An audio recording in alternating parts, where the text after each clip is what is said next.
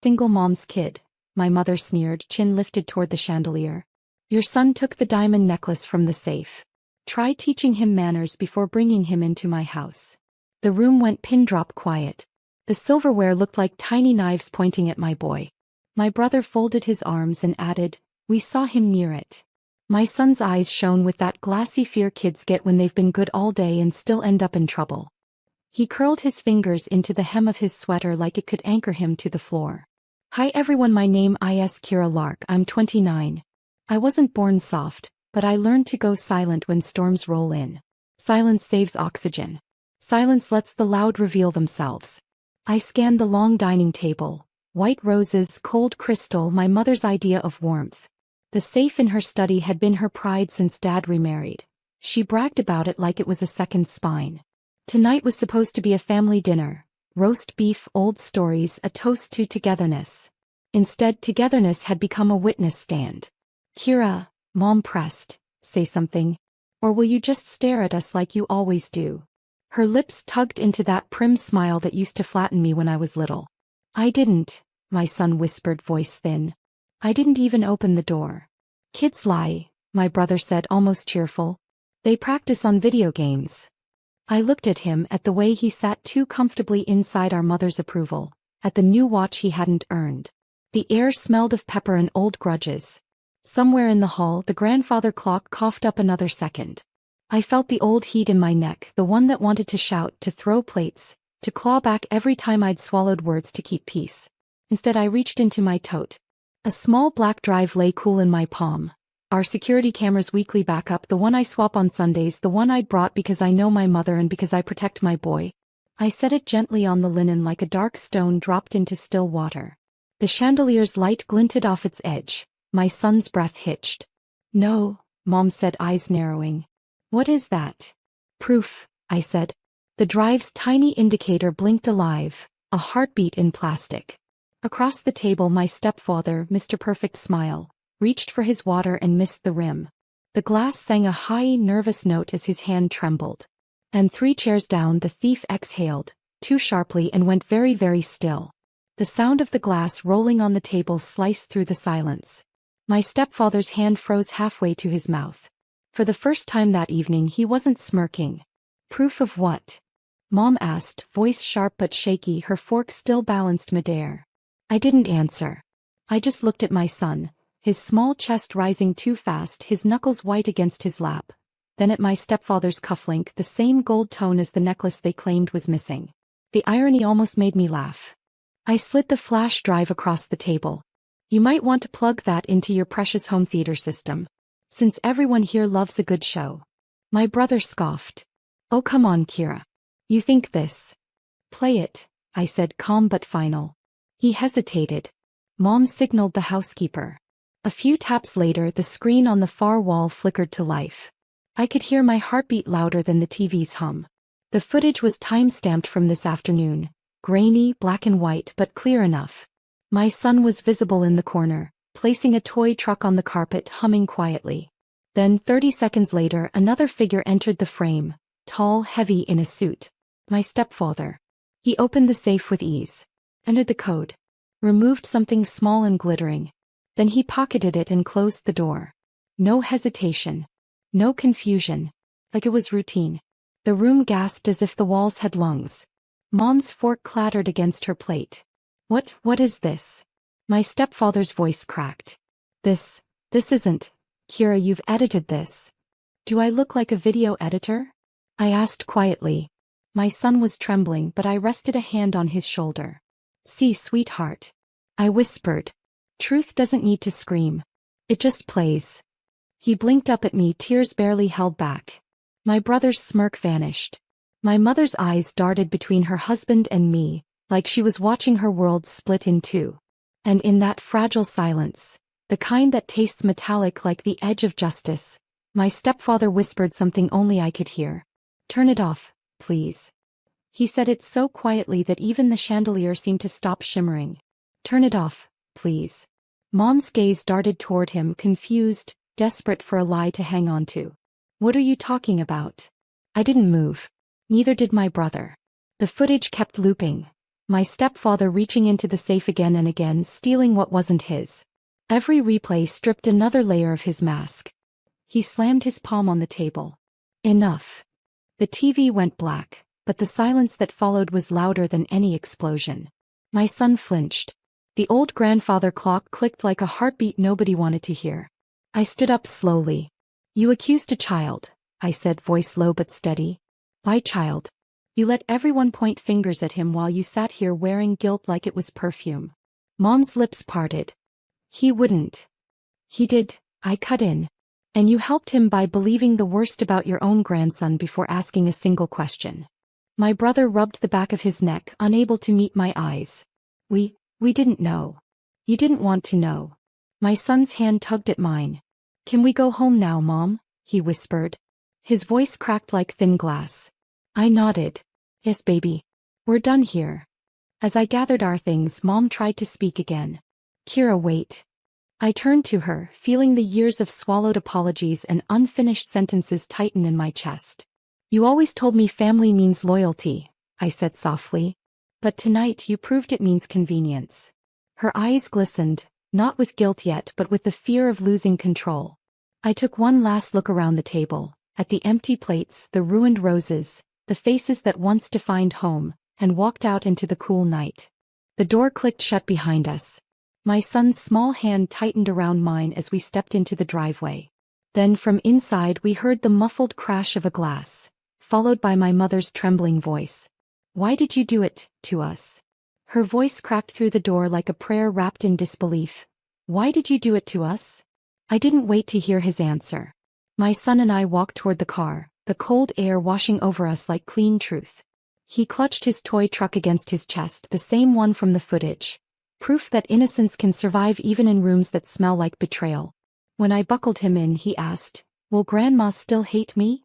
That question hit harder than any accusation.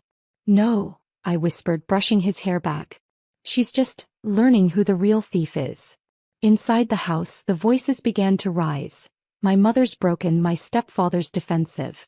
Through the window, I saw him pacing, waving his hands like a man trapped in his own lies. My brother's expression had twisted into something new, disgust. Maybe for once he saw what I'd seen all these years.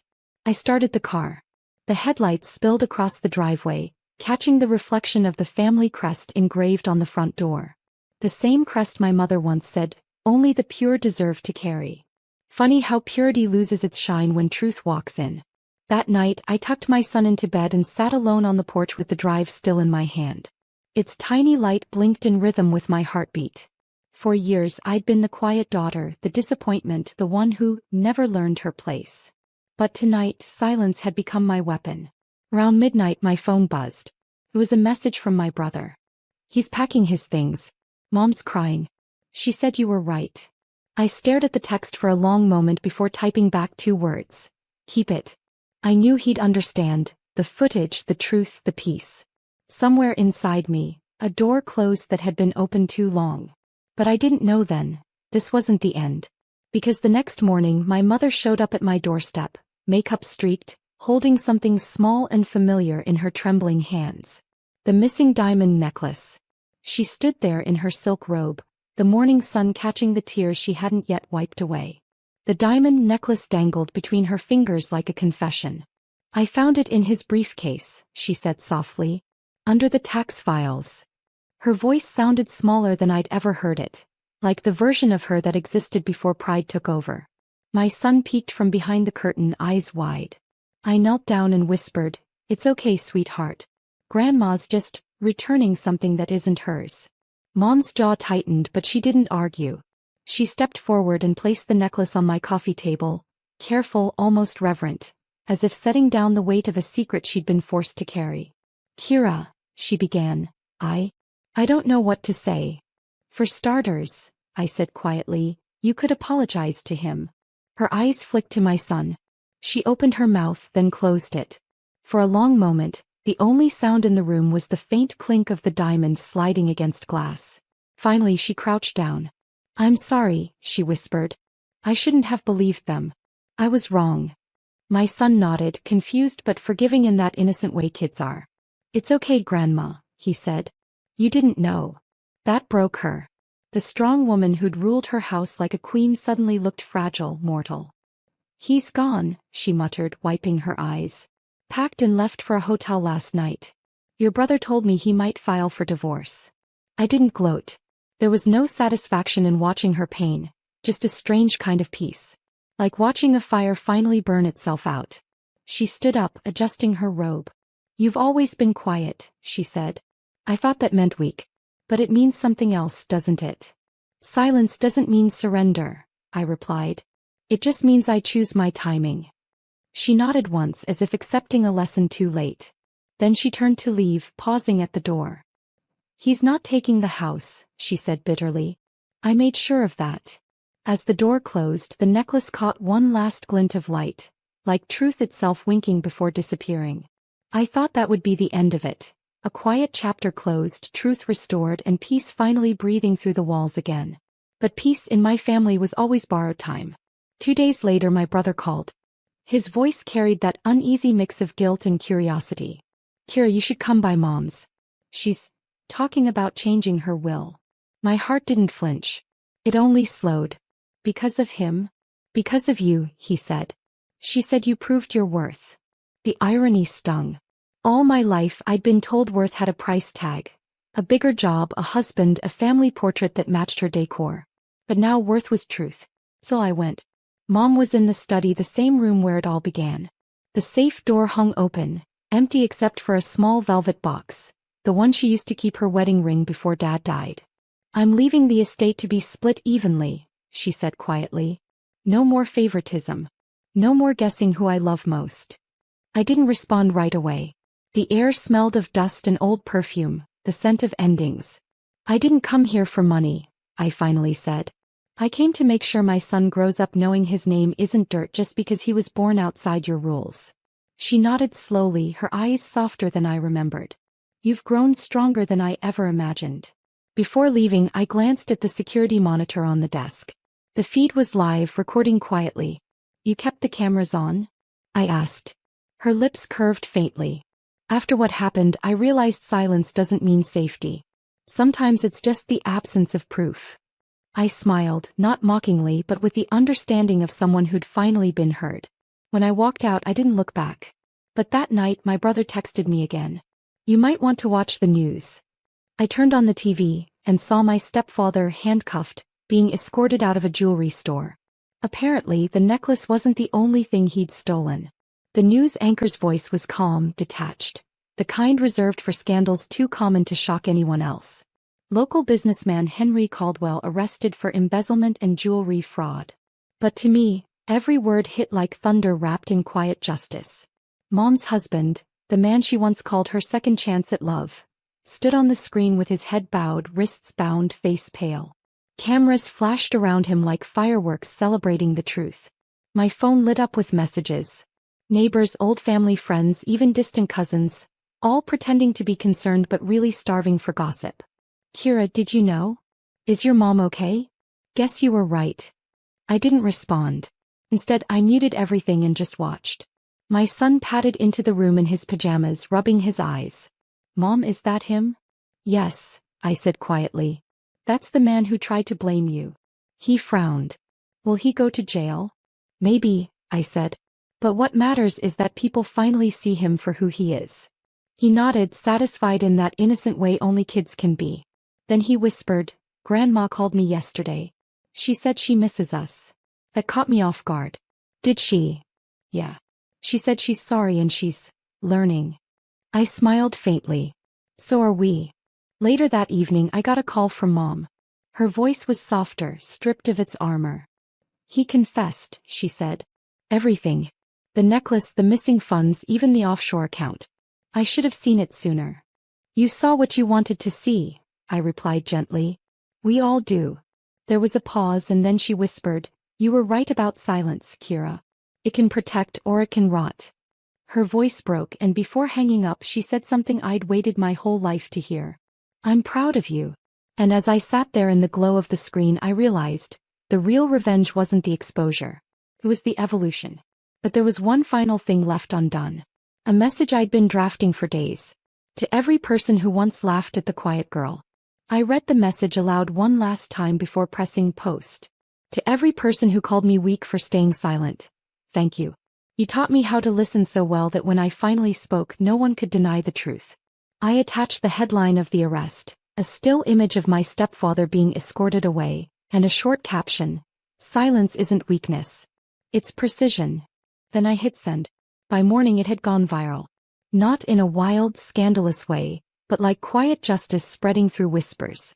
Thousands of women commented stories of being blamed, dismissed, or gaslit by the people they trusted most. My notifications filled with strangers saying, "Same." Mom called that afternoon. "You're trending," she said with a shaky laugh. "You've started something." "I didn't start it," I told her. "It was always there. I just pressed play." That evening she invited me and my son to dinner. Not in her mansion but in a small cafe near the lake. No table settings, no chandeliers, just coffee, honesty, and space for air to breathe. When she arrived, she carried a velvet pouch. Inside was the diamond necklace, cleaned, repaired, shining under the soft light. He handed it to me. "I want you to keep it," she said. "Not as inheritance. As reminder." I smiled, closing her hand around it instead. "No, Mom. You keep it. You're the one still learning what it's worth." She nodded, tears slipping quietly down. My son, sipping his hot chocolate, whispered, "Mom, are we okay now?" I looked at him, at her, at the reflection of 3 generations finally breathing the same truth. "We're not perfect," I said. "But we're honest. That's enough." Outside, the lake rippled with late sunlight, scattering tiny diamonds across the water. For the first time in years, I didn't feel small in her presence. I felt free and seen. And as we stood to leave, my son slipped his hand into mine, smiling softly. Justice didn't roar. It whispered.